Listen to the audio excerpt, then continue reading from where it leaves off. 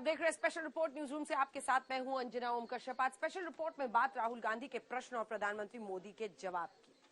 लोकसभा और राज्यसभा में नरेंद्र मोदी ने 173 मिनट का भाषण दिया।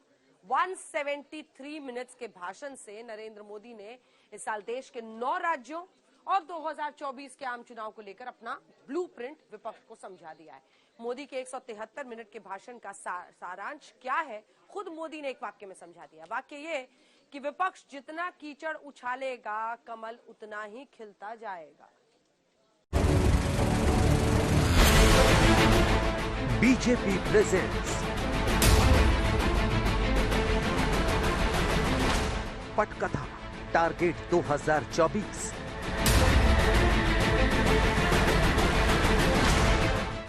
अभिनेता नरेंद्र मोदी,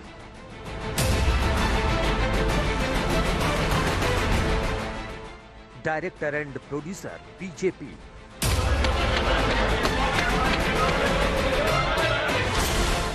डायलॉग नरेंद्र मोदी। नारे बोलने के लिए भी उनको बदल करना पड़ता है। जो भी ये बोलता है घंटे फट से आवाज जवाब देना है।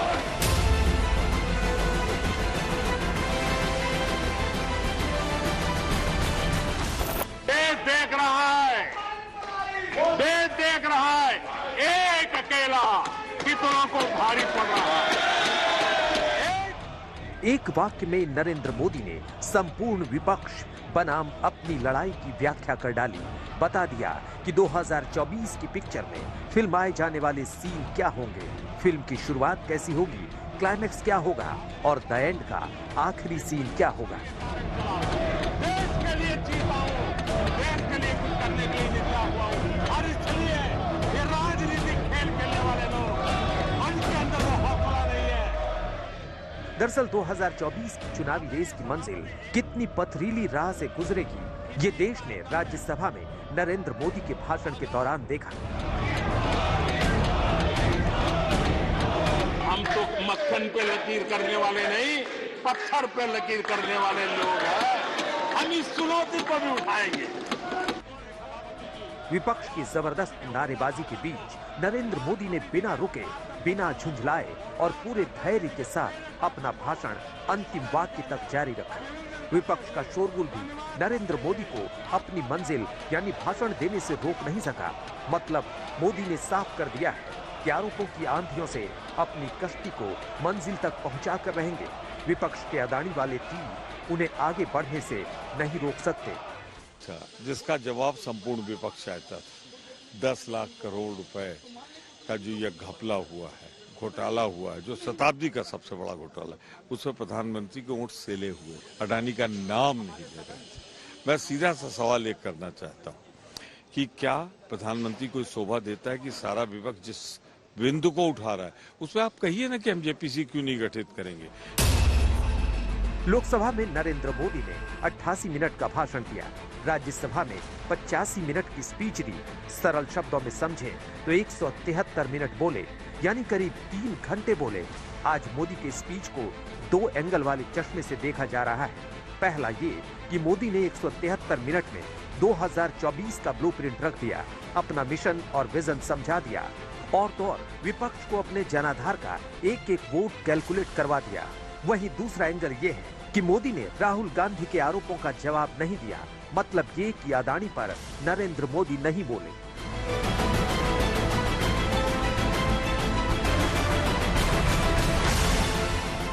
लोकतंत्र के संवर्धन के लिए, लोकतंत्र के स्पिरिट के लिए आलोचना एक शुद्धि यज्ञ है।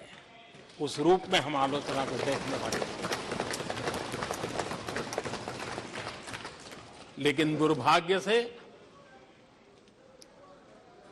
बहुत दिनों से मैं इंतजार कर रहा हूं, कोई तो मेहनत करके आएगा, कोई तो एनालिसिस करके कोई आलोचना करेगा ताकि देश को कुछ लाभ हो। लेकिन 9 साल आलोचना ने आरोपों में गंवा दिए जिन्होंने।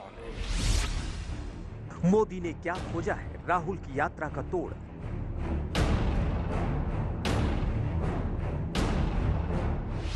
राहुल की पॉपुलैरिटी ग्राफ से किसे टेंशन है? 2024 के लिए मोदी का नया मॉडल हिट होगा।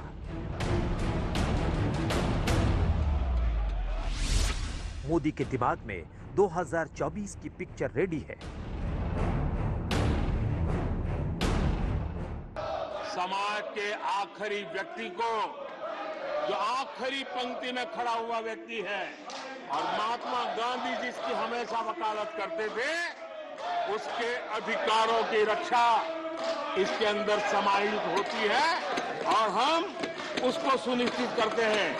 और सबका साथ सबका विकास, ये मतलब यही है कि 100% उनके हकों को पहुंचाना।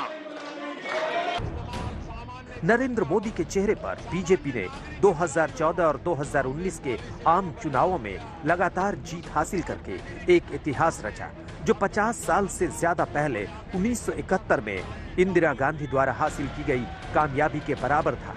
अब की बार मोदी का सबसे बड़ा इम्तिहान होना है।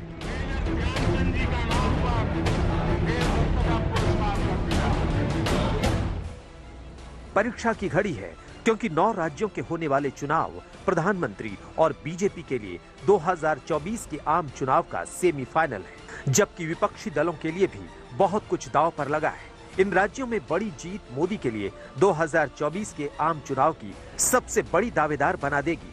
मतलब ये कि 2024 की रेस में मोदी सबसे आगे दिखाई दे सकते हैं। लेकिन ये कैसे होगा, इसका रोड मैप नरेंद्र मोदी ने 173 मिनट के संबोधन में विपक्ष को समझा दिया। उन गरीबों की चिंता हमने की, उन रेहड़ी ठेले पटरी वालों की चिंता हमने की। इतना ही नहीं, हमारे विश्वकर्मा समुदाय जो समाज निर्माण के अंदर एक भूमिका देते हैं, इन छोटे किसान उपेक्षित थे, उनकी आवाज कोई सुनने वाला नहीं था। हमारी सरकार ने छोटे किसानों पर ध्यान केंद्रित किया। हमारी बेटियां अबला नहीं सबला है, वो सेना में जाना चाहती है, अफसर बनना चाहती है। हमने हमारी बेटियों को सेना के दरवाजे भी खोल दिए हैं। सही नियत से काम किया होता, नेक नियत से काम किया होता, आदिवासियों के कल्याण के प्रति समर्पण भाव से काम किया होता, तो आज 21वीं सदी के तीसरे दशक में मुझे इतनी मेहनत नहीं करनी पड़ती। लेकिन उन्होंने नहीं किया। सरल शब्दों में समझे तो 2024 के फाइनल से पहले प्रैक्टिस सेशन पूरा हो चुका है। अब राज्यों के चुनाव में 2023 का सेमीफाइनल है, 24 में निर्णायक मुकाबला है। ये मैच होगा कैसा, नतीजों के बाद पता चलेगा। लेकिन सियासी पिच पर टीम मोदी ने अपनी ट्रॉफी को बहुत मजबूती से पकड़ लिया है। नरेंद्र मोदी की वर्किंग स्टाइल और विपक्ष की वर्किंग स्टाइल का फर्क समझिए। संसद में मौका दोनों के पास था, लेकिन किसने गंवाया और किसने फायदा उठाया, आपको समझ में आ जाएगा। विपक्ष आरोप खेलता रहा और मोदी ने खेल कर दिया। मैं और डिमांड करूंगा, बार बार डिमांड करूंगा, ज्वाइंट पार्लियामेंट्री कमेटी आप बनाएं। विपक्ष के दिमाग में मोदी को घेरना था, वहीं मोदी के दिमाग में 140 करोड़ आबादी की तस्वीर थी। 173 मिनट के भाषण में नरेंद्र मोदी ने 9 राज्यों की जनता तक अपना संदेश पहुंचा दिया। विपक्ष अडानी अडानी करता रहा और नरेंद्र मोदी ने अपनी पिच पर खेलते हुए वोट की पूरी गणित समझा दी। इसे यूं समझिए, आज नरेंद्र मोदी ने देश की आधी आबादी से मिल रहे आशीर्वाद का जिक्र किया और अपना संपूर्ण रिपोर्ट कार्ड रखा। आज मोदी ने 9 साल के कार्यकाल में आदिवासी समाज के लिए किए गए काम का रिपोर्ट कार्ड रखा। देश में फुटपाथ पर सामान बेचने और ठेला लगाने वालों से सीधी अपील की। आज मोदी ने देश के छोटे किसानों तक अपने मन की बात पहुंचाई, तो वहीं मध्यम वर्ग से लेकर बंजारा और विश्वकर्मा समाज से सीधी बात की। मतलब मोदी ने अपने वोट का पूरा कैलकुलेशन समझा दिया। यानी 2024 में मोदी क्यों आएगा, विपक्ष को बता दिया। ये देश की वही बड़ी आबादी है जो 2024 से पहले 2023 में मतदान करेगी। 140 करोड़ देशवासियों के आशीर्वाद, ये मेरा सबसे बड़ा सुरक्षा कवच है। देख रहा है। मोदी ने आदिवासी समाज को लेकर अपना रिपोर्ट कार्ड पढ़कर सुनाया, कांग्रेस सरकार और अपनी सरकार का फर्क समझाया। मोदी ने जब अपने 9 सालों की फैक्ट शीट रखी तो संदेश एकदम साफ था। मोदी सीधे अपने लाभार्थी वोटरों से बात कर रहे थे, क्योंकि इस साल 9 राज्यों में चुनाव है और आदिवासी समाज निर्णायक भूमिका में है। छत्तीसगढ़ में आदिवासियों की आबादी 30% है, मध्य प्रदेश में 21%, राजस्थान में 13.5% है। ये हिंदी बेल्ट के वो 3 राज्य हैं जो 2019 में बीजेपी के हाथ से फिसल गए थे। वहीं दक्षिण भारत की बात करें तो कर्नाटक में 7% है और तेलंगाना में 10% आदिवासी समाज की आबादी है। वहीं पूर्वोत्तर राज्यों में इसी साल चुनाव है। अगर त्रिपुरा की बात करें तो 31.8% से ज्यादा आदिवासी रहते हैं। नागालैंड में 86.5%, मिजोरम में 94.4%, मेघालय में 94.43% आबादी आदिवासियों की है। आजादी के अनेक दशकों के बाद भी इस देश में 18,000 से ज्यादा गांव ऐसे थे जहां बिजली नहीं पहुंची थी, और ये गांव अधिकतर हमारे आदिवासी बस्ती के गांव थे, हमारे पहाड़ों पर जिंदगी गुजारने वालों के लोगों के गांव थे। कठिन काम इन्होंने छोड़ दिए हैं। हमने कहा हम तो मक्खन पे लकीर करने वाले नहीं, पत्थर पे लकीर करने वाले लोग हैं। हम इस चुनौती को भी उठाएंगे। जन के पद से आवाज मोदी को पता है कि 2023 में होने वाले चुनाव में बीजेपी को बड़ी जीत दर्ज करनी होगी। ये जीत कैसे मिलेगी, नरेंद्र मोदी ने संसद में बता दिया। अब सवाल है कि क्या अदानी के बहाने मोदी की घेरेबंदी से विपक्ष को फायदा होगा या फिर रिजल्ट वही होगा जैसे 2019 में राफेल पर दांव लगाना विपक्ष को महंगा पड़ा था। आज तक ब्यूरो। यही सच्ची पंथ निरपेक्षता है, यही सच्चा सेकुलरिज्म है। प्रधानमंत्री नरेंद्र मोदी ने 2024 का टोन सेट किया। उन्होंने विपक्ष को, खास तौर पर कांग्रेस पार्टी को जमकर घेरा, लेकिन विपक्ष उनके बोलने के पहले मिनट से आखिरी मिनट तक नारेबाजी करता रहा और बार बार इस बात पर सरकार को और खास तौर पर पीएम को घेरता रहा कि गौतम अडानी पर चुप्पी कब टूटेगी। 3 दिन संसद की इस लड़ाई को देश ने देखा। पहले लोकसभा में राहुल गांधी 50 मिनट तक बरसे, फिर जवाब में मोदी लोकसभा के अंदर 88 मिनट तक गरजे और तीसरे दिन पूरे 85 मिनट तक पीएम ने प्रहार किया। लेकिन सवाल और जवाब की इस जंग में क्या निकला? विपक्ष कह रहा है मोदी अदानी पर मौन क्यों रहे, और मोदी कह रहे हैं जितना कीचड़ उछालोगे कमल उतना ही खिलेगा।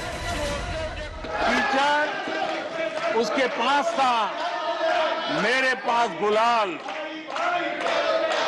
जो भी जिसके पास था उसने दिया उछाल।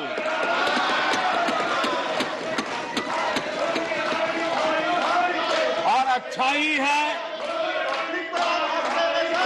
जितना कीचड़ उछालोगे कमल उतना ही ज्यादा खिलेगा। कमल खिलाने में आपका प्रत्यक्ष परोक्ष जो भी योगदान है, मैं उनका भी आभार व्यक्त करता हूं। हम आपको बता दें कि अदानी पर अमेरिकी रिसर्च फर्म हिंडनबर्ग की रिपोर्ट आने के बाद कांग्रेस कोहराम मचा रही है। राहुल गांधी सीधे सीधे प्रधानमंत्री नरेंद्र मोदी से सवाल कर रहे हैं। राहुल गांधी लोकसभा में 50 मिनट का भाषण देते हैं और पूरे 60 बार अदानी का नाम लेते हैं, जबकि पीएम नरेंद्र मोदी लोकसभा और राज्यसभा को मिलाकर 173 मिनट का भाषण देते हैं और अदानी का जिक्र एक बार भी नहीं करते। राज्यसभा में PM Modi non stop 85 minute तक बोलते रहे और उनके पूरे भाषण के दौरान नॉन स्टॉप ही विपक्ष नारेबाजी करता रहा। नारे एक ही चल रहे थे, मोदी अडानी भाई भाई, देश बेच के खाई मलाई। देश के सारे संसाधन आपने एक व्यक्ति के हवाले कर दिया। कोयला दे दिया, गैस दे दिया, आयरन ओर दे दिया, बिजली दे दिया, पानी दे दिया, सड़क दे दिया, सीपोर्ट दे दिया, एयरपोर्ट दे दिया, स्टील दे दिया, सीमेंट दे दिया। उसके बाद 2.5 लाख करोड़ का कर्जा दे दिया और 84,000 करोड़ का कर्जा माफ कर दिया। तो इसकी जांच नहीं होनी चाहिए?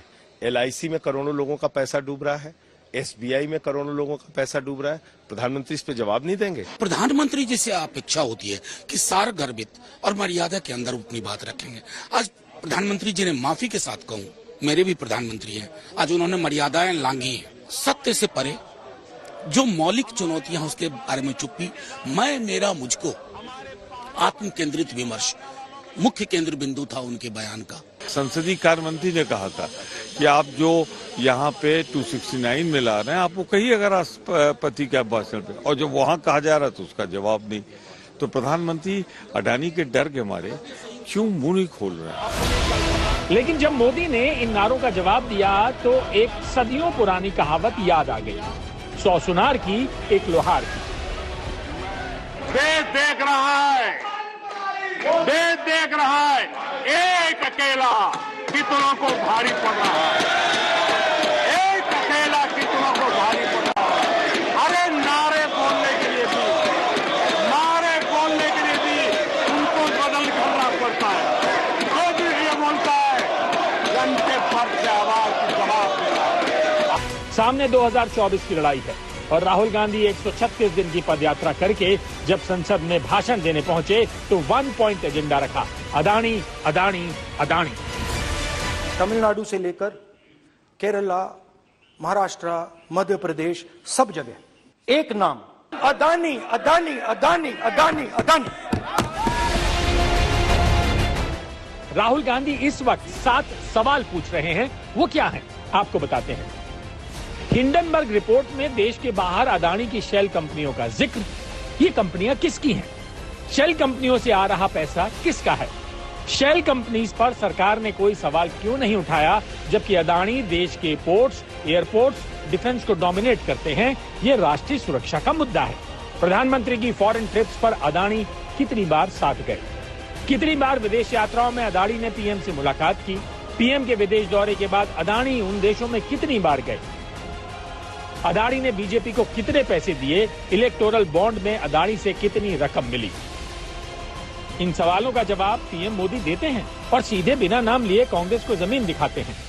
तुम्हारे पांव के नीचे कोई जमीन नहीं। कमाल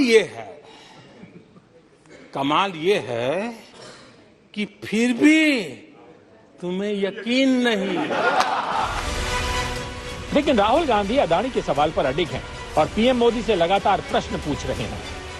तो स्पीच से सच्चाई दिखती है हाँ कि अच्छा इंक्वायरी की बात नहीं हुई।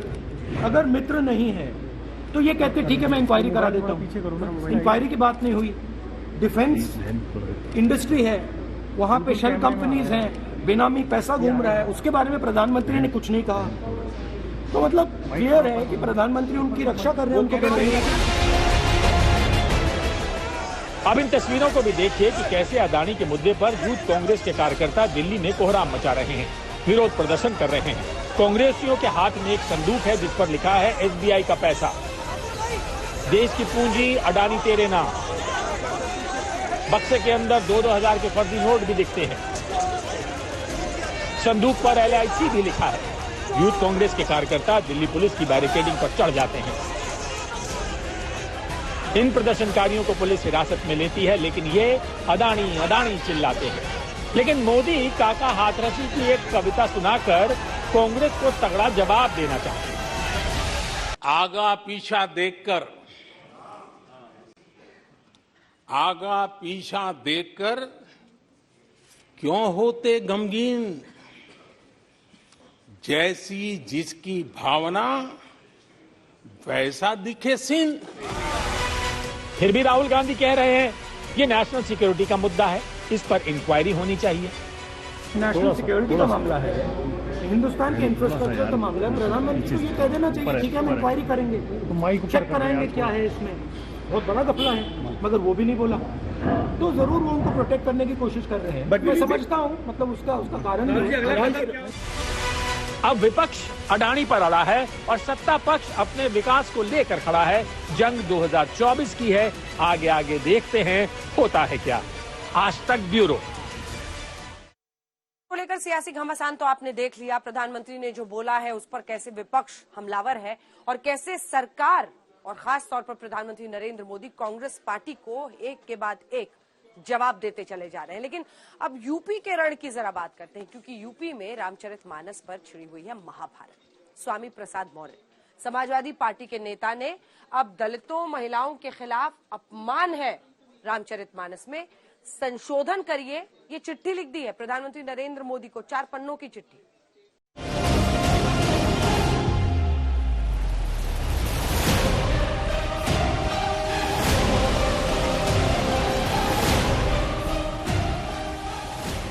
यूपी में रामचरितमानस पर समाजवादी नेता की टिप्पणी पर विवाद अभी रुका नहीं है। स्वामी प्रसाद मौर्य के खिलाफ लगातार विरोध प्रदर्शन हो रहे हैं, लेकिन लगता है स्वामी प्रसाद मौर्य रामचरितमानस को लेकर चिंगारी नहीं बल्कि पूरी आग भड़काने के मूड में है। अब देखिए ना, स्वामी प्रसाद मौर्य ने प्रधानमंत्री को ही 4 पन्नों की चिट्ठी लिख दी है। इस चिट्ठी में क्या लिखा है वो आपको बताते हैं। रामचरितमानस में महिलाओं और दलितों के लिए अपमानजनक बातें लिखी गई हैं, इसलिए उन्हें संशोधित और प्रतिबंधित किया जाए। स्वामी प्रसाद मौर्य लिखते हैं कि क्या महिलाओं और वंचित जातियों को गाली देना धर्म हो सकता है? क्या इस देश का संविधान ऐसा करने की अनुमति देता है? देश संविधान से चलेगा या मध्यकालीन मानस से? कोई भी धार्मिक किताब संविधान से ऊपर नहीं हो सकती। क्या कोई भी साहित्य, धर्म, ग्रंथ किसी को गाली देने का अधिकार रखता है? क्या गाली धर्म का हिस्सा हो सकता है? क्या अपमान करना धर्म है? जबकि सभी धर्मों का मकसद मानव सशक्तिकरण एवं मानवता का सम्मान। बेटी को तो बना लिया सांसद, उन्हीं मोदी जी के यहां जाकर के, उन्हीं अमित शाह जी के यहां जाकर के आपने बेटी को सांसद बनाया। तब आपने इस चौपाई का जिक्र नहीं किया कि रामचरितमानस में जो ये चौपाई लिखी गई है, माननीय प्रधानमंत्री जी, माननीय गृह मंत्री जी, हम आपके साथ हैं, ये अपमान पिछड़े दलित का है, इसमें महिलाओं का अपमान है, इस चौपाई को हटवा दीजिए, तब हमको टिकट दीजिए, तब हम आपके साथ रहेंगे। इसी के साथ स्पेशल रिपोर्ट में न्यूज रूम से इतना ही। देश दुनिया की बाकी खबरों के लिए आप देखते रहिए आज तक। आज तक HD, सबसे तेज, सबसे ज्यादा।